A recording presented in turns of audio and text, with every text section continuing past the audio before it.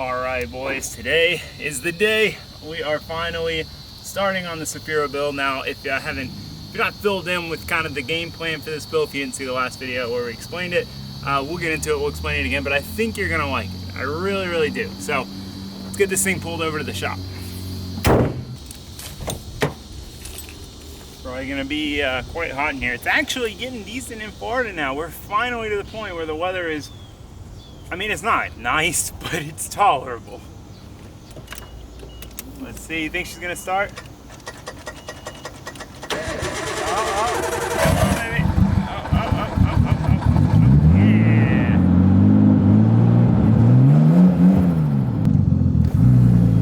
Windows rolled down, get some breeze.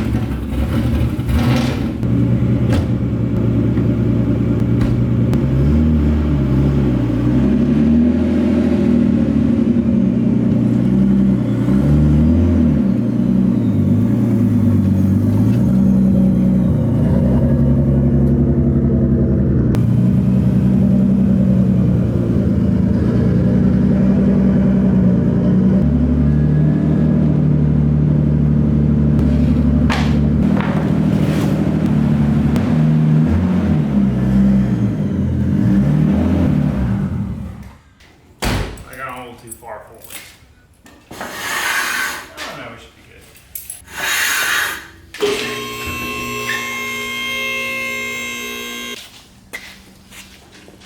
Man, I gotta say, does it feel good to have a project in the shop that we're about to dive into, a big, juicy, interesting, exciting project. Like, I can't describe how it feels to be starting on this thing. I gotta say, it's been killing me, especially after getting the Fummins build done. That was such a big, serious project, and getting to the finish line was such a huge goal, and now it's basically, I mean, it's done, I'm using it, I'm enjoying it, and not having that drive, that project that I'm like trying to get to the finish line of, it feels weird. I feel empty inside. So, moral of the story is, it feels freaking good to have this thing on the lift and to be about to dive into it. So for those of you who don't know, here's what we're doing. Here's what the plan is with the old El Cefe. So this is a 1990, is it a 90? Nissan Cefiro A31 chassis. So it's basically a four-door S13. It's got S13 front and rear suspension, but it's got an RB20 in it. So we weighed this car. Honestly, I'll spare you guys all the details so if you've seen the last video. I'll link the last video below, but we weighed the car and everything and talked more about that stuff. So I won't bore you guys going over that again. But basically, we're gonna be taking this RB20 out and put an LS in. I mean, you know, who doesn't love an LS swap? I mean, you know, that's what we do. That's what we're gonna, I'm totally kidding. I bet half of you already clicked off this video. We're not doing an LS swap. We have two LS cars right now, and like when I built the Miata, the reason I went with an LS is because basically the build philosophy with that car was for it to be as powerful and exciting and entertaining and whatever, but while being reliable. You know, that way I can take it to the track, drive all weekend, not have to work on it. And it has been all of that in a bag of chips, as they say. It's been a really good car for that, and I have that car. So we don't need this car to be that. We don't need this car to be competitive. We don't need this car to be, you know, super reliable where I never have to work on it. The goal and build philosophy of this car is for it to be fun. Number one priority, fun and like street comfortable, street friendly. You know, it's nice to drive on the street as possible because I want to be able to drive it around on the street and not be like, oh, this is kind of a chore. So that is the plan. To do so, we are going to be putting a K-Series in here. So I've wanted to do a K-Series in something for a long time. TF Works came out with the beautiful swap kit for this chassis. Well, for an S chassis, but it should work pretty much almost plug and play in this chassis. We're gonna turbo it, so we're gonna have an exciting turbo drift car again, since we already have our reliable, simple, whatever, seat time drift car kind of thing. We can get rowdy with this one. So again, the goal is to be fun. We're not going for crazy angle or anything. We're going for just as fun to drive as possible, as exciting and visceral. So K-Series Turbo really fit the bill there. So I am incredibly enthusiastic about this build. Having, you know, a four-door JDM car that drives like an S chassis, has a freaking K-Series, which we know is like one of the best motors ever made. BMW Trans should be stout, easy to find parts for both. Turbo, so it's exciting. Good power, you know, all those things. I could go on and on. But basically, long and short of it is, the time has really come. Now that we're actually here and I'm about to do this, it does feel honestly pretty weird. And we're about to tear apart a perfectly good working car, and that does feel a little bit strange, but it's for the greater good. So first order of business is getting this motor out, getting the trans out, getting all this crap out, and kind of getting an idea of what we have to work with. So, moment of truth, let's dive in.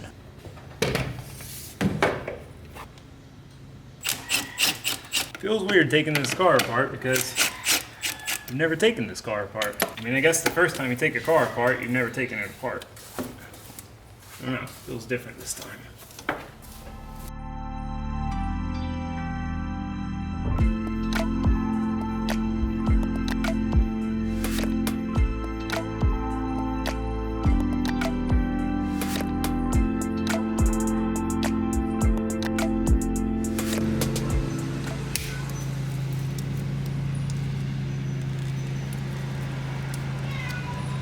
Andy. Come on. Sandy. Come on. What is it, dude?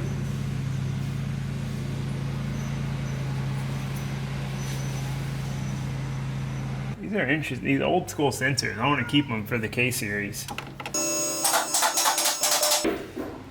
I can't really put off draining the fluids any longer because I want to get the radiator out of the way.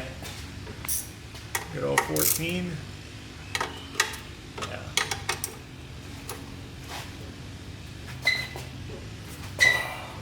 That wasn't super tight.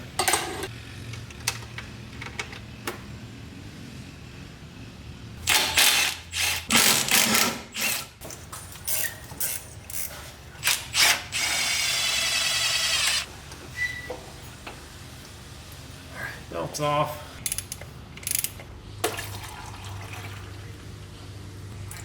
That's never been changed. Ah!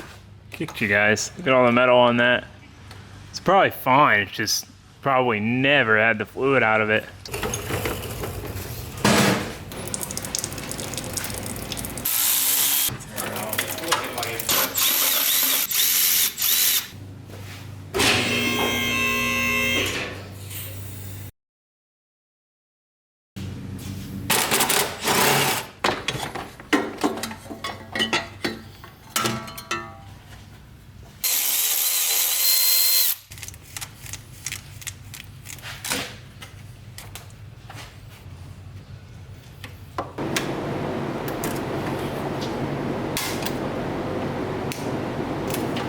Dang, this is really the windshield washer reservoir. It says Nissan, so that's pretty wild. The radiator out-ish. Unplug this.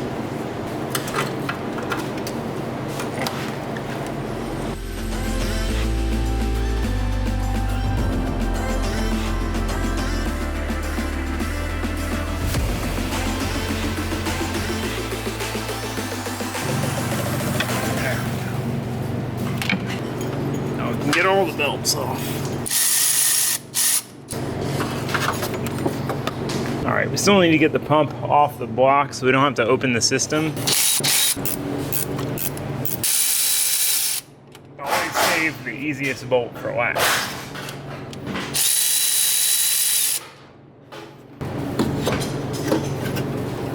Right, now we can get to this last AC compressor bolt. I can't remember if it was a 12 or a 14. 14. Oh, you know what? I have the perfect tool for this. I'm not using it. Right angle impact. This thing is a unit, boys. All right, we'll just leave that there for now. Working on pulling the front bumper off so we can start measuring for intercooler and radiator and figuring out how we want to mount them.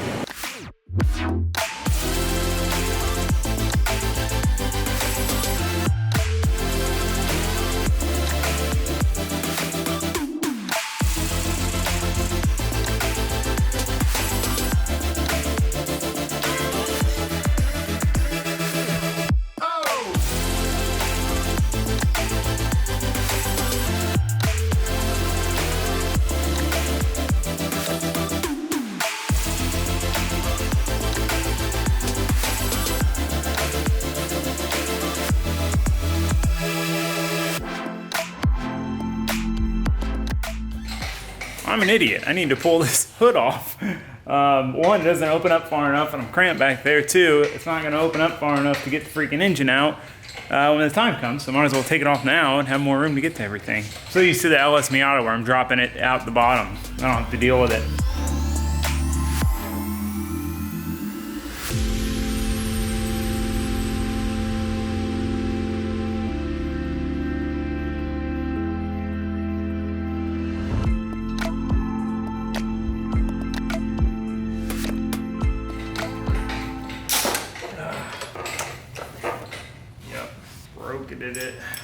All right, I think we're about done up here. Got those oil lines off, got the wiring harness off the lower and the upper. Probably got a vacuum line. Yep, this guy to the booster.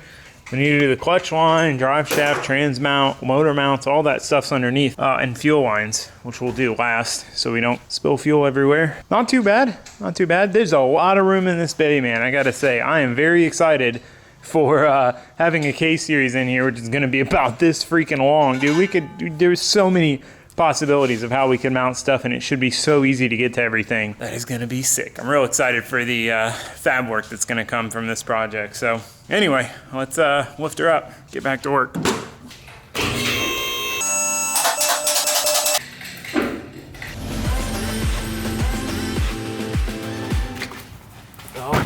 Okay, well, there was still some fluid in there.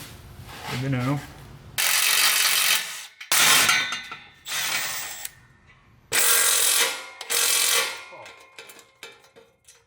Gotta break out the big gun.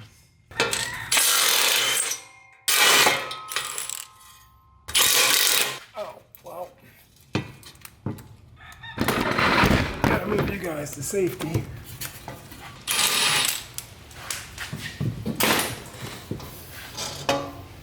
Apparently the hanger on the back that this was attached to wasn't doing anything.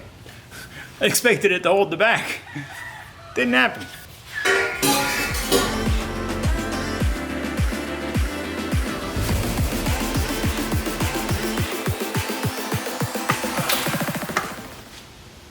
Alright, drive shaft's out before I get too far ahead of myself. We need to go back up top, do the shifter, because if not I will forget it. I almost forgot it. I should have done it before we even lifted the car up, but I did kind of halfway forget it. But then I remembered, didn't fully forget. So I'm gonna do that next, and then trans mount, motor mounts, figure out what we forgot to unhook as we try to yank the engine out.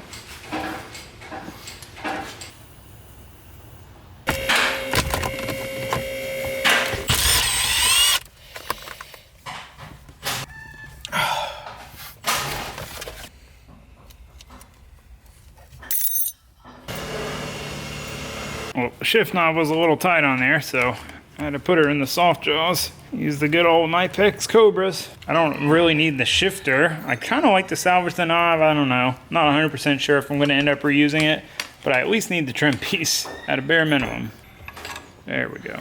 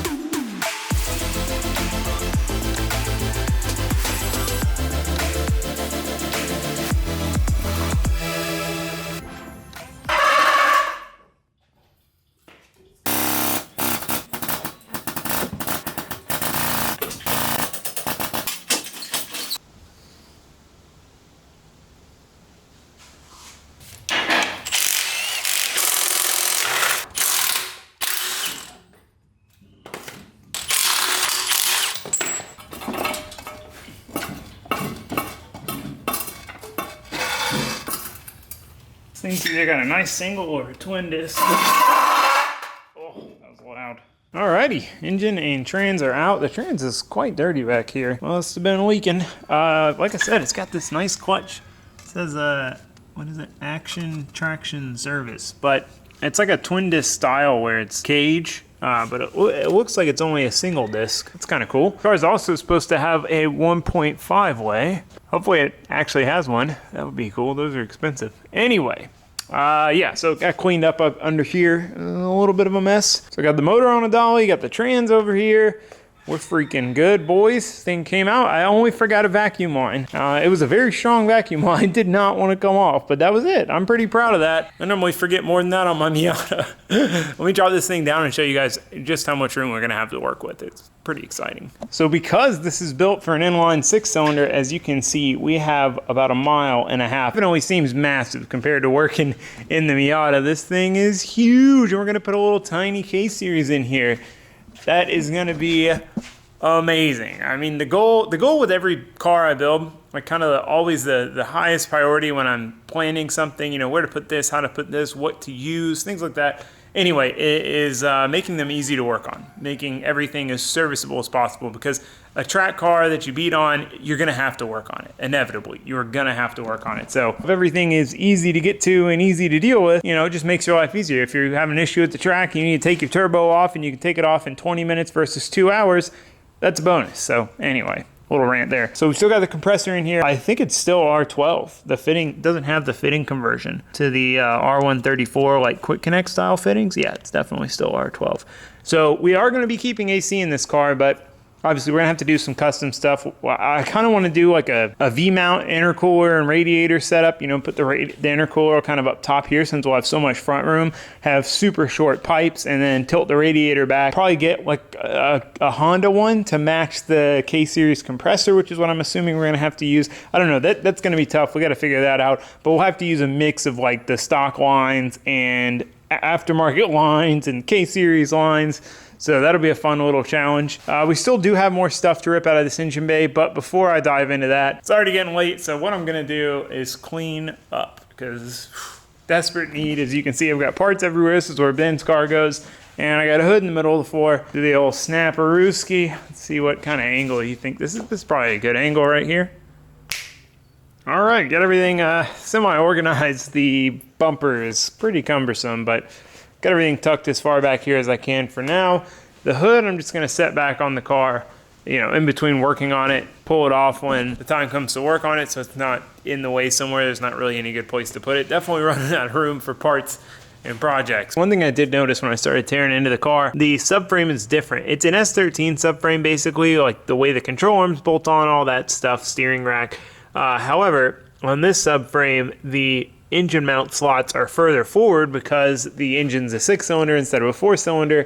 The mounts are further forward on the engine. Like if you see S chassis RB swap mounts, they basically extend the mounting point further forward. So anyway, moral of the story is, since we're using a swap kit for an S chassis, we will need to get an S13 subframe. Luckily, a friend of mine parts out S13s, and he has one. So I'm gonna go buy one from him, and then I need to pick up an engine. Got to figure out who I want to buy an engine from, get that, because we should have the swap kit parts here in a few days, or maybe like a week or so. I don't know. Depends on how long shipping takes. Yeah, so I mean, we got most of the parts on the way. We still got plenty to do. We got a lot to do to the car in general. You know, we got to do all the rear arms. I want to do rear bushings. I want to go through really the whole car. 5-lug conversion, different wheels, 300ZX brakes. I mean, there's plenty on the to-do list, moral of the story. So for now, though, I think that's going to wrap us up. I think that's made some good headway, got a good game plan. Once we get those parts in, we can really start building out most of the swap. Still be stuff to figure out, but that's the big chunk of it. So once those get here, we'll be in good shape. So I'll see you guys for that. But for now, that's going to be it for this one. Thanks for watching. Thanks for subscribing. Goodbye.